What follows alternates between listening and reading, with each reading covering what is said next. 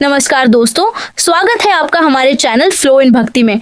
अगर आपकी कोई मन्नत पूरी न हो रही हो या फिर तमाम प्रयासों के बावजूद आपको करियर में सफलता न मिल रही हो या व्यक्तिगत जीवन में परेशानी चल रही हो, मसलन कोई भी दिक्कत हो, तो परेशान होने के बजाय अब की सावन सोमवार का व्रत करके यहाँ बताई गई व्रत कथा का पाठ करें। मान्यता है कि सावन सोमवार के दिन अगर व्रत रखकर इस कथा का पाठ किया जाए तो जातकों की मनचाही मुराद पूरी हो जाती है। 28 जुलाई 2025 तीसरे सोमवार की व्रत कथा। एक साहूकार था जो भगवान शिव का अनन्य भक्त था। उसके पास धन धान्य किसी भी चीज की कमी नहीं थी, लेकिन उसकी कोई संतान नहीं थी और वह इसी कामना को लेकर रोज शिव जी के मंदिर जाकर दीपक जलाता था। उसके इस भक्ति भाव को देखकर एक दिन माता पार्वती ने शिव जी से कहा कि प्रभु, यह साहूकार आपका अनन्य भक्त है, इसको किसी बात का कष्ट है तो आपको उसे अवश्य दूर करना चाहिए।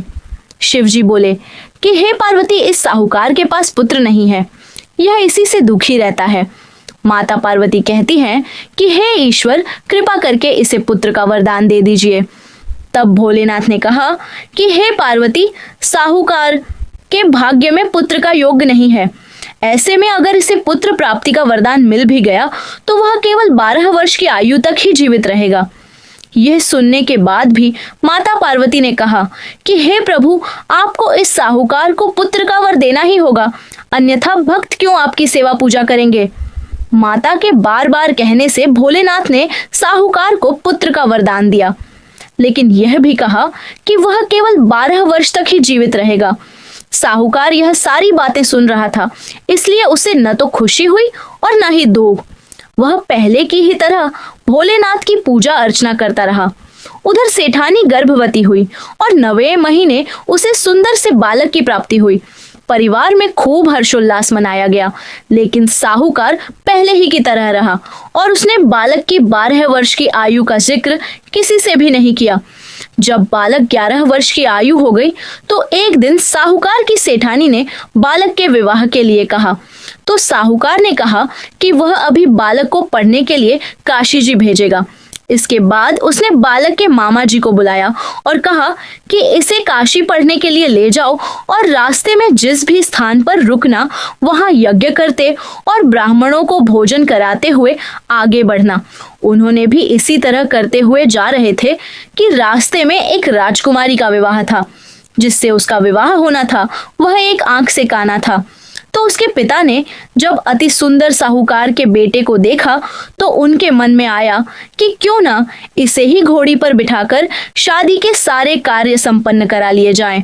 तो उन्होंने मामा से बात की और कहा कि इसके बदले में वह अथाह धन देंगे, तो वह भी राजी हो गए।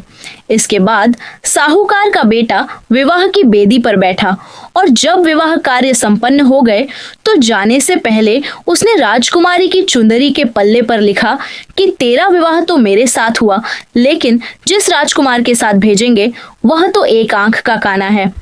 इसके बाद वह अपने मामा के साथ काशी के लिए चला गया।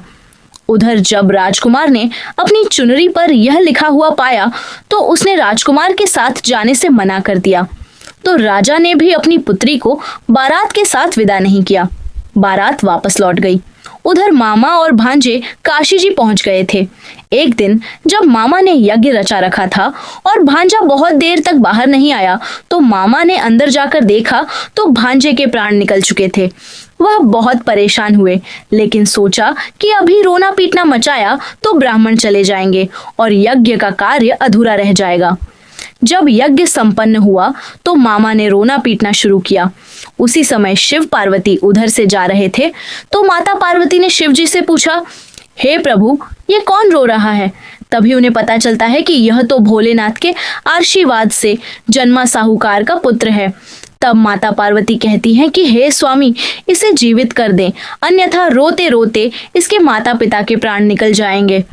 तब भोलेनाथ ने कहा कि हे पार्वती, इसकी आयु इतनी ही थी सो वह भोग चुका।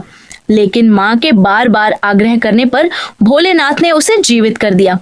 लड़का ओम नम शिवाय करते हुए जी उठा और मामा भांजे दोनों ने ईश्वर को धन्यवाद दिया और अपनी नगरी की ओर लौटे।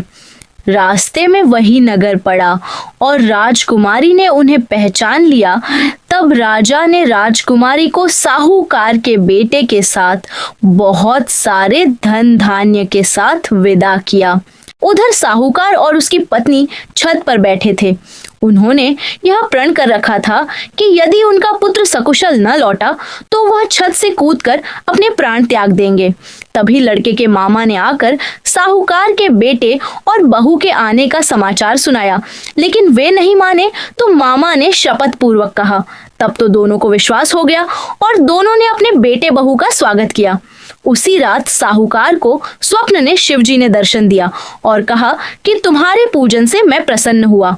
इसी प्रकार जो भी व्यक्ति इस कथा को पढ़ेगा या सुनेगा उसके समस्त दुख दूर हो जाएंगे और मनोवांछित सभी कामनाओं की पूर्ति होगी। ये था आज का वीडियो। जानकारी अच्छी लगी हो तो वीडियो को जरूर लाइक करें और कमेंट में ओम नमः शिवाय जरूर लिखें। जय श्री कृष्ण। ॐ त्र्यम्बकं यजामहे सुगन्धिं पुष्टिवर्धनम् उर्वारुकमिव बन्धनान् मृत्योर्मुक्षीयमामृतात्। ॐ त्र्यम्बकं यजामहे सुगन्धिं पुष्टिवर्धनम् उर्वारुकमिव बन्धनान् मृत्योर्मुक्षीयमामृतात्। ॐ त्र्यम्बकं यजामहे सुगन्धिं पुष्टिवर्धनम् उर्वारुकमिव बन्धनान् मृत्योर्मुक्षीयमामृतात्।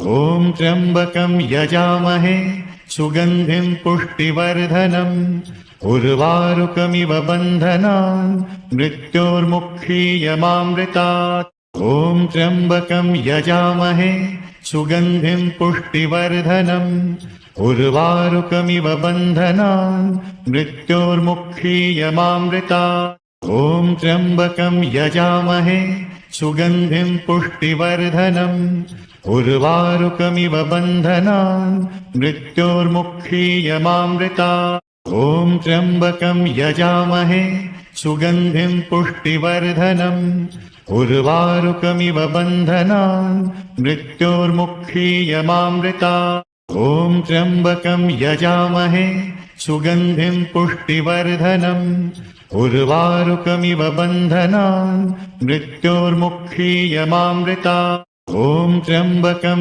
यजामहे सुगन्धिं पुष्टिवर्धनम् उर्वारुकमिव बन्धनान् मृत्योर्मुक्षीयमामृतात्। ॐ त्र्यम्बकं यजामहे सुगन्धिं पुष्टिवर्धनम् उर्वारुकमिव बन्धनान् मृत्योर्मुक्षीयमामृतात्।